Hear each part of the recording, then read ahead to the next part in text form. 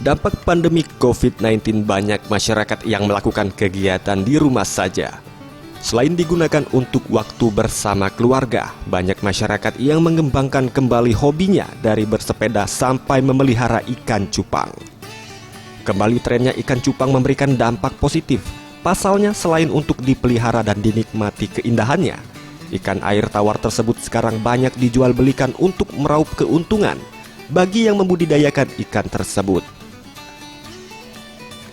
Salah satunya Agus, pembudidaya ikan cupang yang berada di kawasan Simpang 5 Sukamaju, Palembang. Pria yang sebelumnya berprofesi sebagai jurnalis ini mulai menekuni budidaya ikan cupang, khususnya jenis ikan cupang multicolor dan half moon.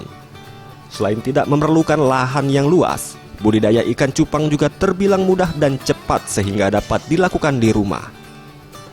Omset yang dikantongi juga tidak main-main, mengingat ikan cupang dapat dibanderol mulai dari Rp10.000 untuk peliharaan anak-anak hingga jutaan rupiah untuk kualitas kontes.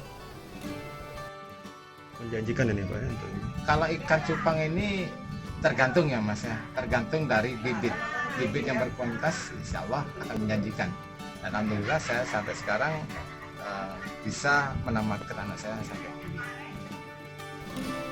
Selama pandemi COVID-19 berlangsung, berdampak pada penurunan omset karena terhentinya ekspor ke luar negeri. Namun, pembeli domestik masih cukup banyak mengantri, terutama untuk ikan cupang kualitas kontes. Tim Liputan Sriwijaya TV.